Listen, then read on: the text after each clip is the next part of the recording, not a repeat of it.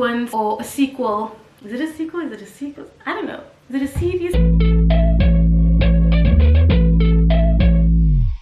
Welcome back to my channel. As you know, I am kind of like an avid reader. Funny enough, I never enjoyed reading when I was in high school, and then when I started my degree, I kind of had to force myself to read newspapers because one of my majors was media studies, and so that's kind of where I fell in love with books in general. I try and read as much as I can. There are like chunks of months where I just do not pick up a book at all, and I was locked down. I found myself picking up books again, reading, really falling in love with it, and making sure that I try and at least read 2 books a week. Some books just take longer than others, but I am in it and I'm enjoying it, and I thought I'd talk about the books I've read thus far for 2020. So let's get into it. The first book is After You by Jojo Mayers, and I'm sure most of you have read Me Before You and have watched the movie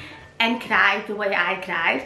And so I love that she's got a sequence or a sequel. Is it a sequel? Is it a sequel? I don't know. Is it a series? A series. It's called a series. She talks about the life after he has passed on. How she's dealing with it. She, you know, usually with movies and stuff, and this is probably a me thing, but with movies I like to know what happens afterwards, and you don't get a lot of that. With this book, I felt like it really gave me context about how she's dealing with the grief. Now that she is in a support group, she finds a new guy, and he is kind of a different kind of guy than what she's used to.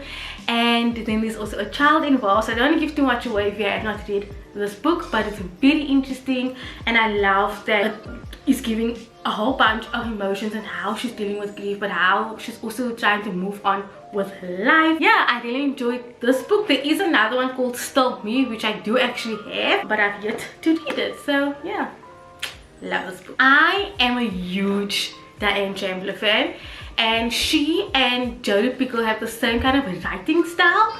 So I read The Escape Artist, which is this, and her name is Susan. She is losing custody of, or she lost custody of her 11-year-old child to her husband, because he is obviously much more well off and she is not, and she makes the choice to run away with her child, and she creates a whole new life in a small town. She knows that at some point it's gonna catch up with her, and of course the father is looking for her and the child, and she creates this whole new life. She meets a new guy, and she finds herself at a crossroads because she discovers something tragic that happened that she needs to inform the police, but if she does, she will have to give away her identity. So it's a very gripping book. It is just pulls on your heartstrings, because I can't imagine having to lose custody of my child. Her husband, or her ex-husband, was he married? I can't remember.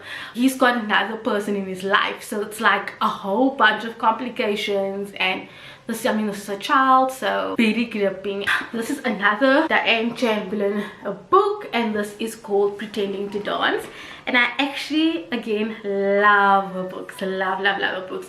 And one thing I like is that she, in the beginning, she keeps you in suspense from the beginning already, so it makes you want to just read the entire book like in a day. Like, that's literally how it is. Sometimes I would sit till 3 o'clock in the morning trying to finish this book because I need to know what happens. So this woman, she and her husband wants to adopt a child. I think they can't really conceive kids, but the problem is with adopting a child is that they need a lot of background information, and she lied about her past to her husband and her husband's family, and so she is so nervous about what's gonna come out. She told her husband that her parents had passed on, meanwhile they are actually alive. So it's a very, very gripping book, and how it all happened, it was so this whole thing is like so distasteful, and she's so ashamed of what happened in the past, and the fact that she had to make this elaborate lie about what happened to her parents. So it's very like twisty. It's like a twisty story, but very like gripping at the same time, and I highly recommend this book if you like those type of things. The Subtle Art of Not Giving a Fuck by Mark Manson. I was actually influenced to get this book by my friend Justin. I saw it, he got it as a gift, and then I was like, oh, let me read it. So this book came at a great time in my life because I was entering the stage where I was tired of always trying to please people, and so this book was giving me an approach to just like, who the hell cares about anything that you do in life, and just go for something that you want to. Who cares what other people think? This is your journey in life. You need to do what makes you happy. And I really enjoyed this book. Honestly, it was just something I needed to read in the time and period of my life. So I honestly enjoyed this book, and I can see why it was the #1 bestseller. It was just things that I needed to manifest in my life. So with that said, because this book was so great, I ended up getting his other book, Everything is Fucked. To be honest, this book was so crap. You would think after reading this book that was so great, this book you thought would have been kind of the same. No, it wasn't. Literally only the last 3 chapters were the ones that I enjoyed the most. I just felt like there was too much fluff. So it's done in 2 parts. It says it's about hope, but I was like, honestly, 2/3 of this book was just fluff, and it just felt like because his first book was such a huge success, he felt like he needed to make another one. And sometimes you don't really need to make another one, you know, you can just go along and enjoy the praises of this one. But it took me 4 months to actually finish this book. That's how bad this book was. It just felt like it was a load of crap, to be honest. That's like the best way to describe it. It was a load of crap. And I did appreciate the last 3 chapters, which was called Pain is a Universal Constant, The Feelings Economy, and The Final Religion. Those were the 3 that I absolutely enjoyed, but the rest, crap. Look, if you want to buy this book, you can, but to be honest, I just had such a lot of mixed emotions, hence why it took me 4 months to finish this. I picked up this book last year in, I want to say Springbok, no, Uppington, when I was in Uppington on my road trip, and it is called Living Color by Joseph Daniels, who is a South African author. And I honestly enjoyed this book. This book, he writes about his time living in Mitchell's Plain and District 6, and it was just a book that I could relate to. However, this book does have like slang, colored slang in it, and it is also Kombuis Engels, so meaning that paragraphs are half English and half Afrikaans, but it does put brackets of the English saying of anything that's in Afrikaans. And I laughed so hard for this book because, like I said, it was relatable, it was humorous, it was funny, it was just a hard, like, I think if you grew up maybe in the Cape Flats, a lot of what he was talking about was what I grew up as, and I thought it was such a good book.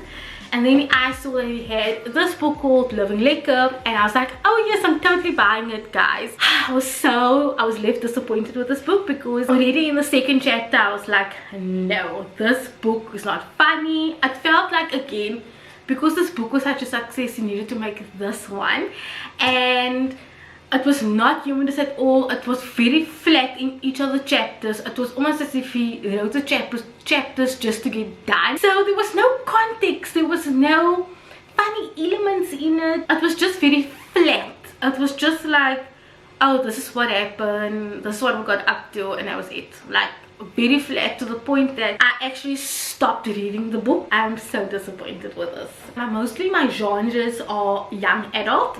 I love those kind of books, and then modern fiction, which is like Diane Chamberlain and Jodie Picoult, or yeah. So anyway, so I picked up this book which is called Windfall by Jennifer E. Smith, and it says love is like a lottery, and I just wanted something that was a little bit of like a nice story.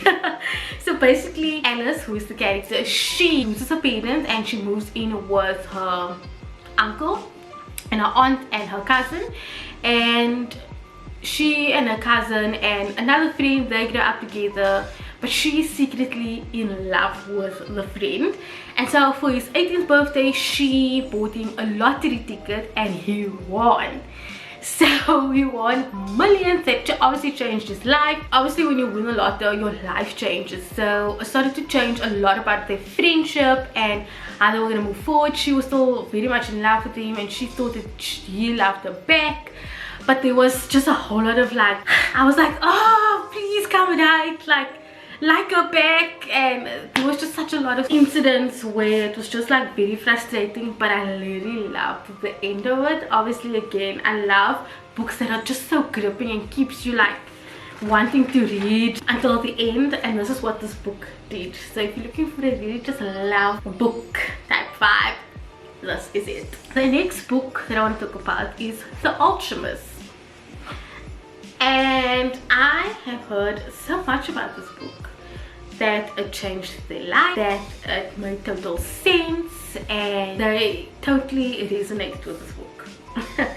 Well, I didn't get that from this one. I feel like when books are very overhyped, sometimes it can be a letdown, because I go in reading this book thinking it's going to change my life, and that's not what it did. I feel like I don't necessarily believe in signs and omens. It's written like in a long time ago, like in donkey years. That's the best way I can describe it. Donkey years. And he talks about this shepherd boy who just takes risks in life, which I think was one of the big lessons I learned from this book. Is just like take risks, like even if you fail, just take it. But there were talks about signs and omens, and there were characters that just didn't make sense, that came in and out of the book, that I was a bit off about. Also, the way it depicts women in this book was just wasn't for me. However, I won't dismiss this book. I just felt like it was really overhyped. It didn't change my life. However, there are some nice teachings and lessons that I can just read again and take it with me during my own life journey, but it's not as great as what I anticipated it would be. And it's maybe because my journey is not, I don't know, maybe I don't know my journey, and this is why the book didn't click for me.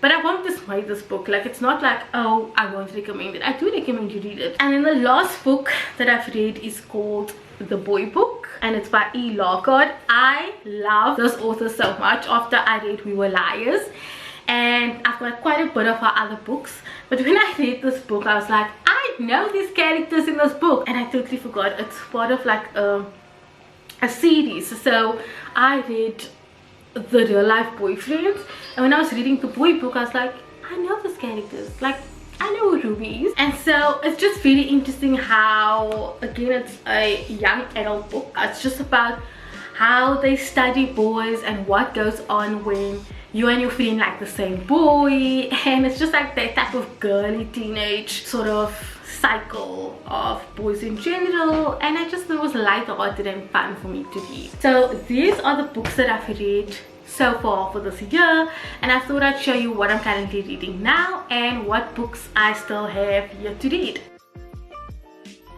So I am currently reading Lydia, the Wild Girl of Pride and Prejudice, and it's written in like a countryside lingo. And it's so funny, I just finished The Alchemist, so having to go from The Alchemist to this was like quite a transition, and it's funny.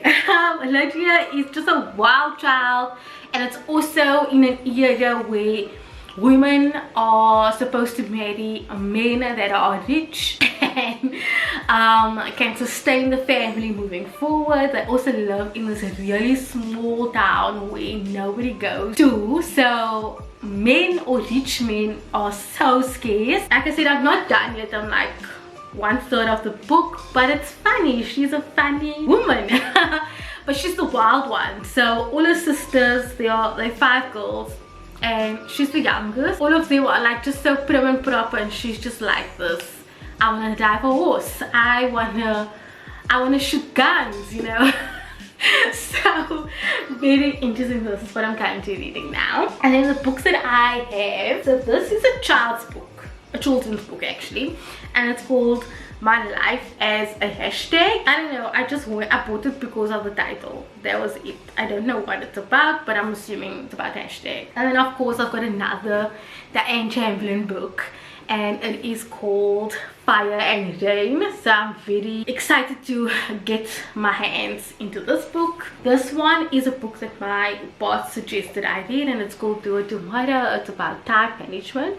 I've yet to read this book, but I think this is a end of the year situation vibe. And I've got Jojo Mayer's Still Me. So this is the third book of the series, so I definitely still have to get my hands into that. And the last books that I have, and it's a recent purchase, is the 5 AM Club. Again, I heard such a lot of good things about this book, and it says own your morning, evaluate your life. I thought I'd give it a go at some point. So those are the books that I've yet to start reading, so I can't buy any more books even though I love the bookstore. These are what I'm reading, and I hope that you enjoyed this little video and that you guys get your hands on some of these books as well. So thank you so much for watching, and I'll see you in my next video. Bye guys.